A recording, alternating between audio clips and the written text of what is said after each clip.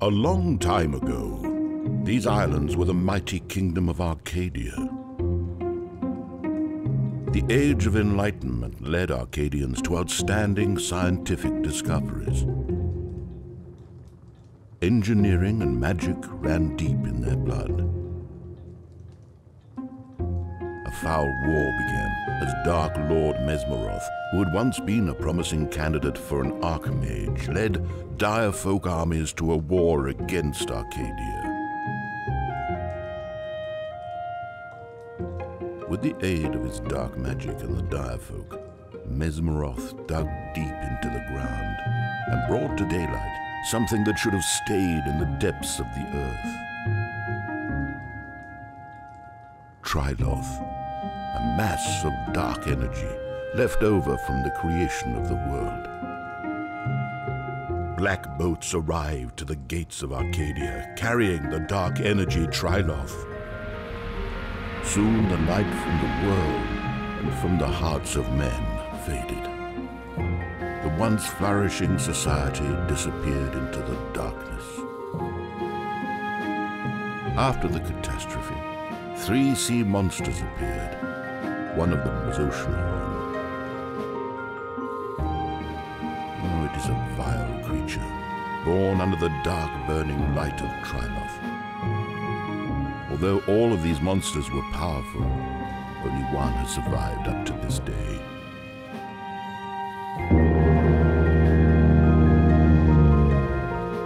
Oh, it is getting late, kid. Return to me in the morning.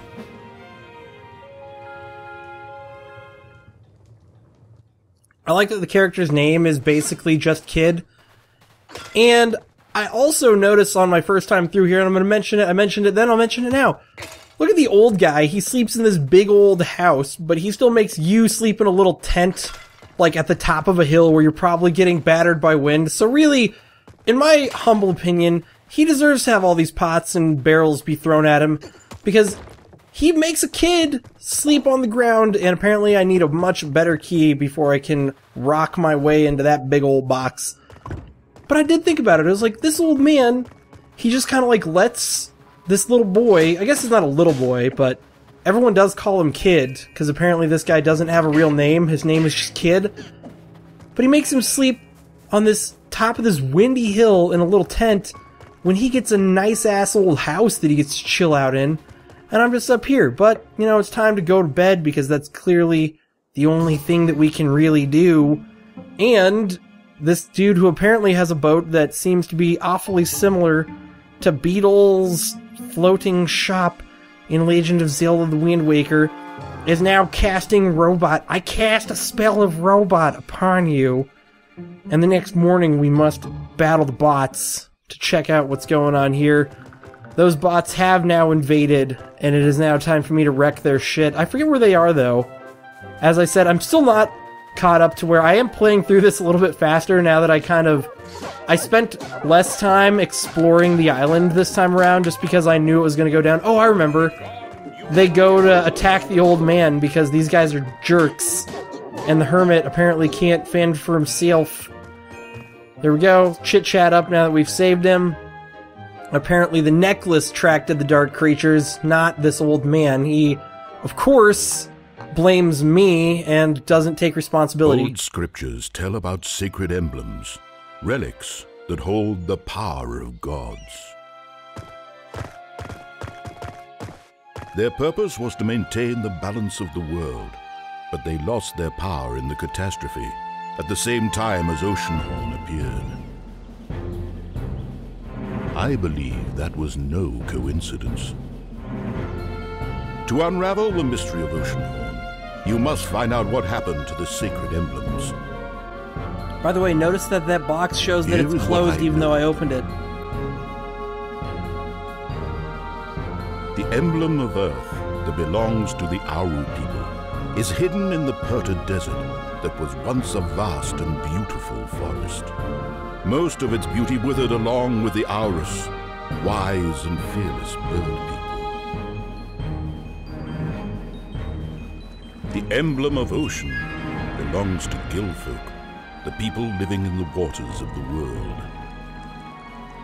emblem of Ocean is a relic of their long-past glory and former power.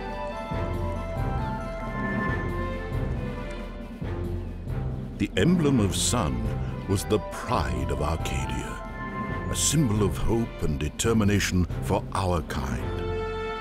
I will tell you more about it later. It is time to begin your journey. Seek the sacred emblems. This is the only way to get to Oceanhorn and find out what happened to your father.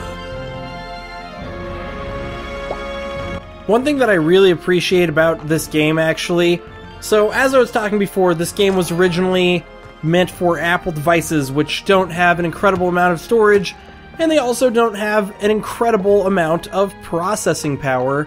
So one thing that I personally found rather interesting was the fact that even without an incredible amount of storage and an incredible amount of processing power, this game manages to do something very impressive, which is be big and explorable and have pretty damn good graphics. But I realized once again it's because they did that amazing trick that I always appreciate, which is you work with what you have. And so they made the graphics in this game like super stylized, and I think that's cool because A, it gives you like a neat definitive art style, and B, aside from having like a cool art style, it also means you can have a lot more processing power devoted to other things because you didn't decide to go like the photorealistic route.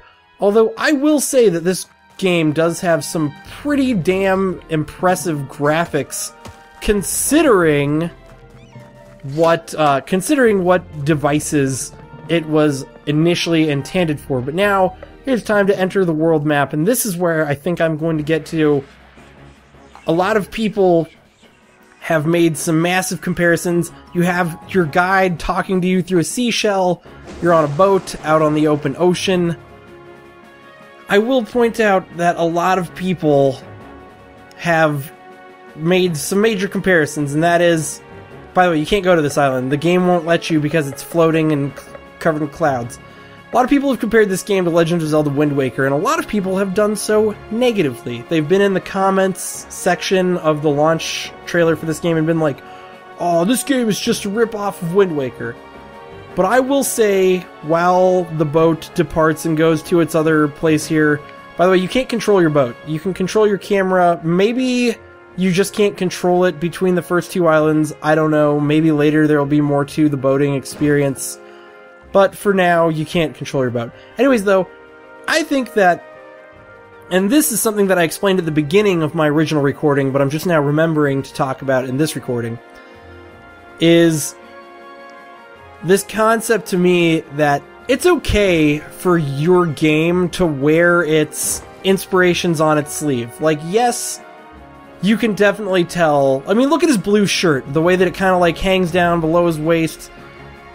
This game was very much inspired by Legend of Zelda, but Legend of Zelda doesn't have the copyright on big oceans. It doesn't have the copyright on the adventure game, you know? These are concepts that have been explored before, and I think that it's fair for this game to kind of like have its own little take on all these concepts. You know, this was the life I always imagined for myself. There's no time to rest, though. I'll just ask for directions and move along. So, by the way, all these people that have little oranges above their heads, I'm pretty sure they might give me useful information, but I figured I'd end the episode off by going to the last thing that I did in my original recording, which, as you can probably imagine now, I did much faster.